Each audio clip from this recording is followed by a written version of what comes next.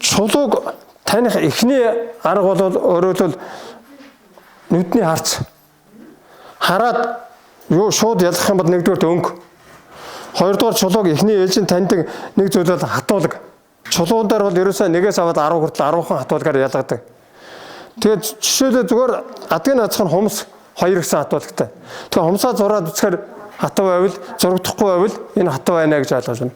За бидний одоо өдөртөм хэрэглэгддэг зүгээр одоо нэг тонгорог хутга тийм ээ. Тэрний хатуулга нь 5 орчим. Тэгэхээр хашвал бол 5-аас дээш хатуулагтай. Тэгээ зүгээр тийм хутга юм уу тонгорог тийм хатуу төмрөөр ингээд зураад үзэхээр зурагдахгүй байвал энэ хатуу байна гэж ойлгож байна. Гэхмэчлэгээр ингээд ойр зүрийн за манай геологууд бол зүгээр захынхаа чулуунуудаар чулууныхаа хатуулгыг ерөнхийдөө зээдлсэн байдаг учраас тэрүүгээр ялгаад харьцуулаад харждаг. Тэгэхээр энэ өнгөн дээр эхлээд нүдээр харахтаа аль нь цагаан байна? Аль нь туяатай байна? Гэдгээ сонгоно гэсэн үг байхгүй харж. Харьцуулах юм байвал одоо өөр чинь харьцуулчихаар юу байна вэ? Цагаан цаас байна уу? Бор шаргал цаас байна уу? Гэдэгтэй харьцуулаад ногоон туяатай байна уу гэдэг өөр юмтай харьцуулаад хараа явчихна гэсэн үг байхгүй өнгөний сонголтын хувьд бол. За тэр дотор байгаа язмаг үүлэнцрүүд бол судал одоо юу бол аяндаа нүдэнд харагдана. Тэрийг нүдээр хараад хүн ойлгоо явчихна. За сүүлийн үед бол нэг энэ хашин дээр анхаарах нэг зүйл бол одоо жишээлбэл яг за энэ цагаан шиг ийм гоё юунууд ямар сэвгүй ийм гоё цагаан хөргөнүүд их орж ирж байгаа. Надаар бол өдөрт нь 2-оос 3 ширхэг орж ирж байгаа. Тэр бол хаш биш шахмал чулуу байгаа шүү.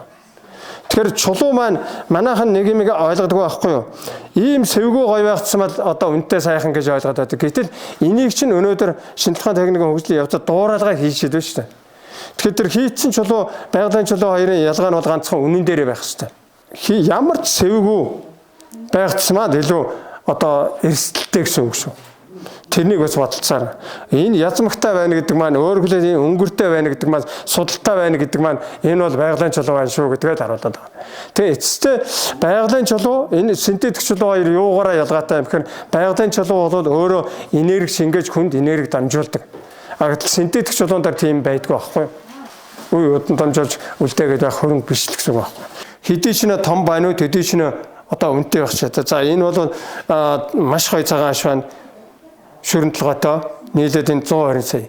Гэтэл энэ хөрөг маань 32 сая. Толгой нь 12 сая, 16 сая, их үеийн 16 сая.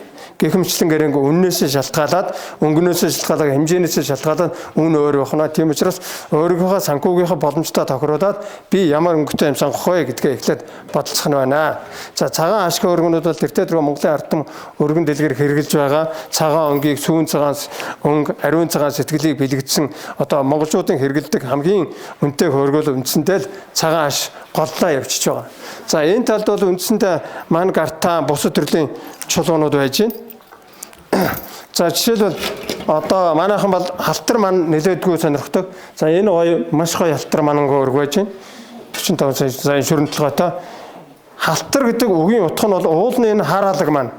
Гэтэл энэ бор шаргал хүрэн өөр өнгө ороод ирэхээр халтар өнгө болчихж байгаа. Тэгээд энэ ман гартааны нэг онцлог бол хизээ давхацдаггүй. Өөрөөс онцлогтой. Нэг чулуу яагаад гэвэл энэ өөр нөгөө базалтны жижигхэн нөхс үеийг дүүргэж үүсдэг болохоор тэр нэг ийм хонхор нөхцөө орон зайд нэг л чулуу үүснэ. Тэгэхээр тэрүүгээр нэг л хөрг хийх учраас ганцхан хов одоо бий болдог гэсэн. Тэгэхээр хаштай адилхан олон байхгүй нэ шүү дээ. Манай гартам хичнээн их байлаа гэд ганцхан ширхэг байна гэсэн. За энэ дотроос энэ маннуудраас энэ бас их өрмөц тогтцтой ман байгаа юм. Энэ одоо Чирнэлийн нийл яган өнгө гэж байгаа. Энэ одоо манчин бол ерөнхийдөө тунгалаг болохоор болрын групп, тунгалаг биш болохоор манын групп болдог байхгүй шулуу. Тэгэхээр энэ маань уулын дарал температурын нөхцөл сайжир тогтмолцож өгсөн болвол энэ аметист болох байсан. Гэтэл хараахан аметист болж чадаагаа манаараа тогтцсон байхгүй. За энэ агуулгач энэ одоо шавар шиг бие таргиж байгаа. Энэ бол энэ манны эндээсээ шүүгдэж үүрч байгаа их үс өрнө гэсэн үг. Эндээсээ шүүгдэж ман нь талшиж хажууд ишээ гарч ирнэ гэсэн үг. За энэ бол их өвөрмөц ховор тогтцтой маань иймэрхүү маягаар шийдэл одоо энэ болоод хараалаг маань гэхдээ энэ торх төвөрдсөн баавган бомброо шажуудаа хөрөхтэй байж. Тэгэхээр чулуу болгон ийм өвөрмөц тогтцтой. Тэгээ иймэрхүү өвөрмөц сонин тогтцууд одоо онцгой хэлбэр дүрстэй үнэтэй багчаа. За энд бол жишээлбэл энд ингээд хос загас хилцсэн байгаа чулууг нь яг тэр чигээр нь сэлбэр хийцсэн байж байна. Тэгээ шүрэнтэлгатай иймэрхүү маягаар өвөрмөц ийм сонин тогтцоод бол байна. Энэ хэмжээгээр өнөөд өснө. За энэ жишээлбэл манай нэг төрөл бол гартан байна. Одоо бүслүүр тогтцтой хэвтэй тэнхлэгийн үед давхарлаг тогтцоод нь ялгаж харагдсан. Өвөрмөц тогтцтой ийм мань байх чийтэй. Манайхан алтан өс болор гэж ярьж байгаа. Энэ бол алтан өс одоо юмны өс алтчиг өнгөтэй өс биш. Энэ бол өрөөдөлгөж эрдэсийн зүү шиг нарийнхан кристалл үүсгдэг. Тэрний өвөрмөц агуу гой тогтц байгаа. Тэгээ ийм одоо олон тогтцоод жишээлбэл энд ийм гой тогтцоо байгаад энэ адилхан алтан өс болрууд маш цөөхөн ширхэг нарийнхан кристаллуудтай байх чийтэй. За энэ хараалаг маань байж гин ялгаа байхгүй нөгөө тогтцын өөрчлөлт нь өвөрмөц онцлог энтэй талтай гарч ирсэн судал нь энэ талтай дөнгөж ингээ гараад ирсэн. Тэгэхээр чулуу болгон тогтц нь нэг хөөрөг байлахад хоёр тал нь хоёр өөр байх нь шүү дээ. За ингээд та өөрөө хэлвэл та ямар чулуу сонирхож байна уу? Ямар хөөрөг сонирхож чулуугаар хийсэн хөөрөг сонирхож байна уу? Хэмжээ нь ямар байх юм гэдгээс шалтгаалаад үнийн дүн гараад ирнэ энэ да. Үнийн дүн заадаг. Үнийн дүнд хамгийн гол нөлөөлдөг нь бол толгой. Шүрэн толгой бол одоо өндөр үнэтэй болоо явчихсан. За жишээлбэл шүрэн толгой гэхээр манай энд одоо жишээлбэл 3 янзын үнэлгээтэй шүрэн толгойн төрлүүд байна л да. Энэ бол ака шүрэн толгой. Хар хөрөнгө өнгөтэй. Энэ бол 1 грамм нь дээдлэн $476 хүртэл үнэлэгдэж байгаа. За гэтэл энэ дунд хэсгээр бол улаан шүрэн толгойнууд байна.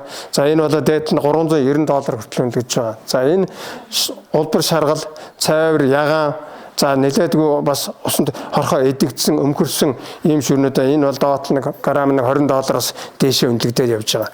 Тэгэхээр шүрэн толгой тавил хөргөний чинь үн тэр хэмжээгээр өсөд явах нь байна. Толгойн үн өсөх нь байна. Тэгэхээр та хөрөг сонгохдоо толгой, чулуу энэ хоёроо хамгийн их бодолцох нь шүү дээ. Тэгжээ та ямар хөөрг авах уу, юу авах уу, өөрийгөө санхүүгийнхаа боломжтойд түшгэлээд хөөргийнхаа сонголтыг хийгнэ. За энэ бол далаа их Чингис хаан гэсэн одоо сэлбэртэй усны хашиг хөөрг байна. Энэ Чингис хааны хөргийг өнгөөр ялгаад сэлбэр хийсэн байгаа. Тэгэхээр чулуун дээр ялангуяа гартам дээр нэг онцгой өвөрмөц зүйл байдаг. Судлыг нь өнгөөр ашиглаад сэлбэр хийж болдог. Тэгээ энэ сэлбэрийг нөгөө судлыг ашиглаад өнгөрийг цааш нь хонголгоо таваалгаад тэгэхээр өнгө ялгардаг. Тэр урлагийн хувьд камео гэж тийм бие даасан чиглэл байна. Яг тэрний хэлбэрээр энэ камео чиглэлээр хийгдсэн хөрөг. Тэгээ энэ гой буурал дээлний өнгө бол цаад чулууны цагаан фон гараад ирсэн. Өнгөөр нь үндсэн өнгийг хийцэн. Тэгэхээр энэ бол маш гоё уран хийстэй юм гоё одоо өвөрмөц тогтцтой хөрөг байна. Зүгээр яг толгой байж яхан хямдхан харьцангуй юундаа таарцсан. Цагаан шаргал өнгөтэй толгой арай өвөрмөц онцлогтой юм л. За энэ бол одоо нэг улсын ерөнхийлөгчийн ширээн дээр тамхилдаг суурин хөрөг байж байвал зохимжтой жишээ авч явахад бас хүндийн хувьд бас жаахан тиймэрхүү л дээ. Өвөрмөц онцлог нь бол тэр сэлбэртэй гол агуулгаар оршиж байгаа юм шиг. Энэ дээр хуучны юм үнэтэй орчин үеийн хямд гэсэн ойлголт байгаа байна. Хуучны имийг яагаад үнэтэй гэдэгвэ гэхээр түүх соёлын дурсгал зүйлийн ачаал багтлагч нэг том юм байдیں۔ Түүх соёлын дурсгал зүйл гэж. Түүх соёлын дурсгал зүйл гэдэг маань үндсэндээ хуучин цагт одоо хэдэн зууны өмнө нэр төртөө хүмүүсийн эдэлж хэрглэж авсан эд зүйлсийг түүх соёлын дурсгал зүйл гэж уулна гэж ярьдаг. Жишээлбэл би танд жишээ ярил л да. Монголын ард түмний одоо бас том саян гэгэрүүлэгчтэй нэг Дэлүү утагт Жамсранжав гэж хүн бий. 1980-ад онд Монгол анхудаа энэ түүх соёлын дурсгал зүйлийн тооллогыг манай байгууллага хийжсэн. Тэгэхэд Жамсранжав хөрөг гэж би нэг 8-9-ээс илүү тоологдоогүй харагдав. Гэтэл одоо өнөөдөр зах зээл дээр Жамсранжав хөрөг нэртэй 80 гаруй хөрөг болцсон юм шиг. Тэгэхээр үнэтэй ямиг даландуулаад бас ухаан мөчөд хүмүүс худлаа хэлж хүмүүсийг залдан мэтлэх замаар хохироод явдаг их гардаг юм шиг. Энээс та бүхэн бас болгоомжлоор. Тэгэхээр та өөрөө шинээр хөөр хийлгүүлээд тэрнийг өрг хүүхдэд өвлүүлээд яваа л гэсэн санааг би гол нь хэлэх гээд байгаа. Хэрвээ таны дээд өвгдөөдсөөс өөрөө өвлөгдөд ирсэн бол та эдэлж хэрэглэхэд одоо илүү үр дүнтэй. Тэгэхгүй болоод жишээлбэл би Дэлготог Жамтранжуу гэж хэллээ. Энэ хүний эдэлж хэрэглэж явсан ямиг жишээ нь би болоод пянгийн даахгүй байхгүй юу? Өөрөөр хэлбэл тэр хүний тэр буян заяаг бол би тэр хэмжээнд нь авч чадахгүй. Тийм учраас надад гай бол нэг талаар. Нөгөө талаас тэр хүний одоо тэр буян заяатай хүний юмд хүмүүсийн атаа хор шингэцсэн байдаг. Тэр атаа хорын муухай энерги бол тэр эдлэл шингэцсэн байдаг байхгүй. Тэрний пянгийн бас даахгүй. Тийм учраас заавал хуучны имийг одоо үнэтэй гэж хэрэглэгдээд хэлээд хэрэглэх гэдэг бол тийм зөв ойлголт бол биш. Тэр бол одоо судлагдахунд жишээлбэл музейд үзмэр болоо байж хаад агуу хөтөл болно. Тэр тухайн объектынхаа байрлалаас шалтгаалаад тэрний үнц нь илүү тодорч гарч ирнэ гэсэн үг.